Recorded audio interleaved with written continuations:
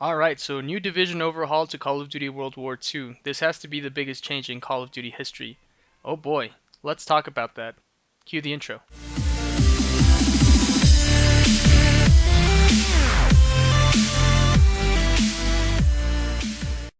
Well, hello everyone, what is new? Chris here. Welcome to another commentary. So this morning we just received some news by Sledgehammers themselves via video on their CoD YouTube channel that there will be a huge overhaul in every division and the game in general in CoD World War II starting April 10th. Now the first bit of change that we received in the video is that the division skills such as the suppressor, the bayonet, incendiary shells, and the tack knife will now be attachments as opposed to being part of the division itself. Now, this is awesome because now we can go ahead and rock an SMG with a suppressor while using the Infantry Division or the Mountaineer Division. Just make sure to be ready to find players running with only a tack knife and the Airborne Division. Also, this kind of debunks the new division info that we received a couple of days ago saying that there was going to be a grenade launcher launching with the new DLC pack on April 10th.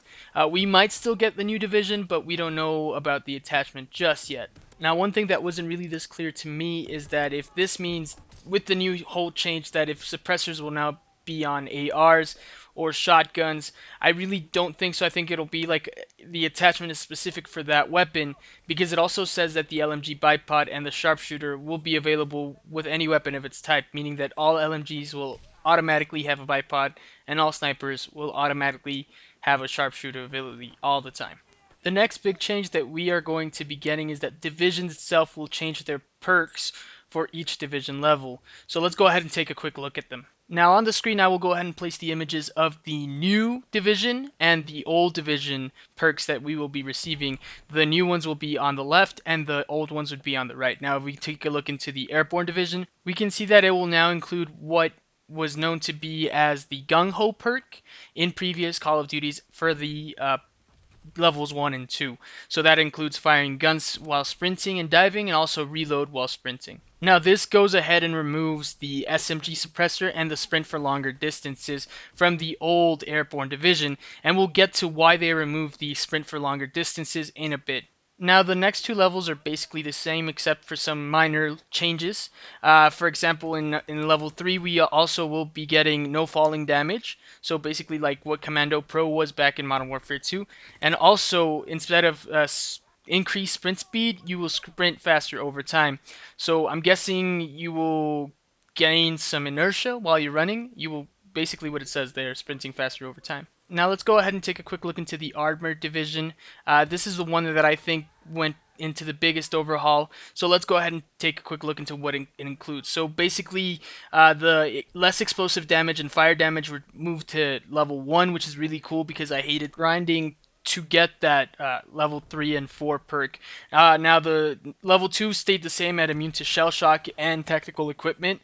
Number 3 is basically FMJ, so increased bullet penetration through surfaces.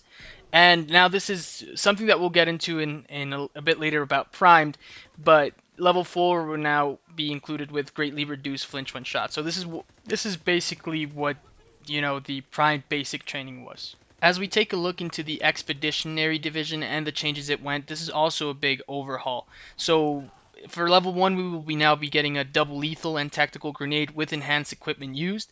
Munitions replenished from killed enemies over time. So this is basically what it was on the old one from level 4. It is moved to level 2.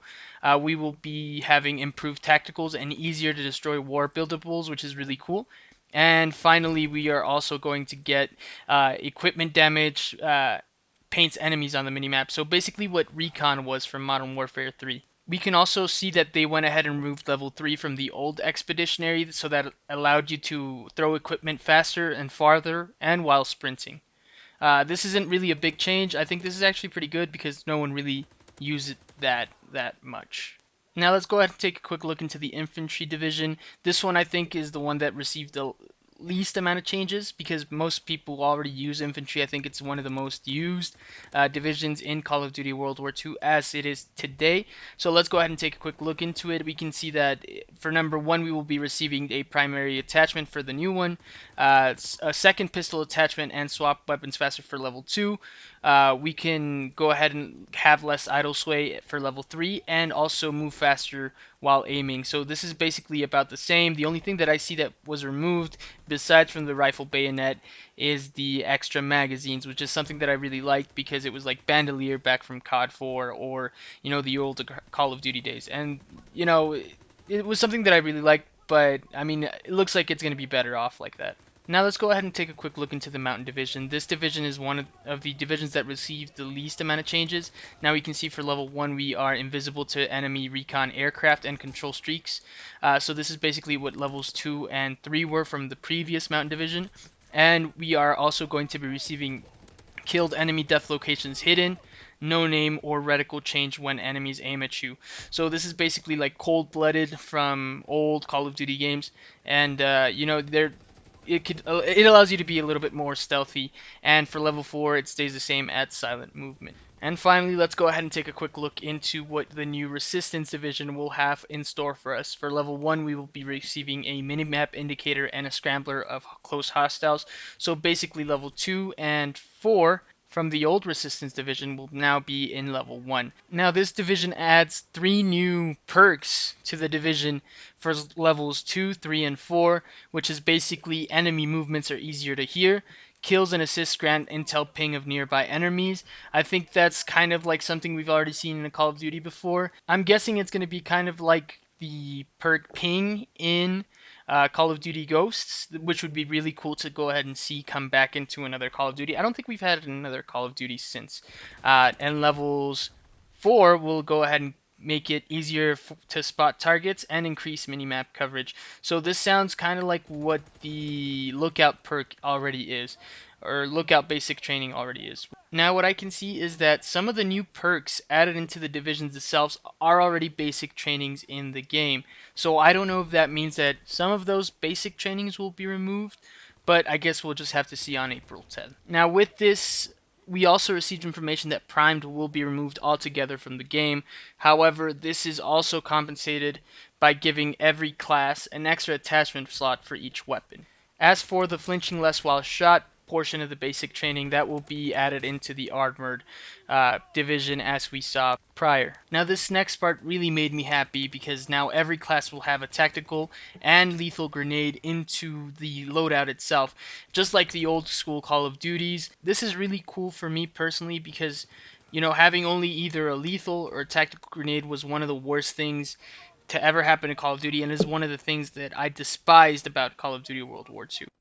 And also, launchers will now be available to be used as a secondary without the launched basic training. And finally, Unlimited Sprint will be added into all divisions for better gameplay as per Sledgehammer games. And this is basically all the news that we received, and this is really cool. And my final thoughts is that this is mostly positive because it gives us a fresher breath air, and it also changes divisions altogether. And this allows for better gameplay, and I think it's going to be a positive change overall. This has to be by far the biggest change that we've received in any Call of Duty game ever, and I'm really excited to see how this turns out.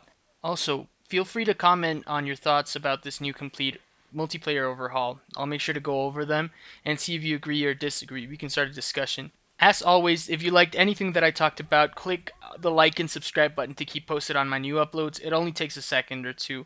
So that about wraps it up. Once again, thank you for sticking around. Spleepify out, have a wonderful day, and take care, guys.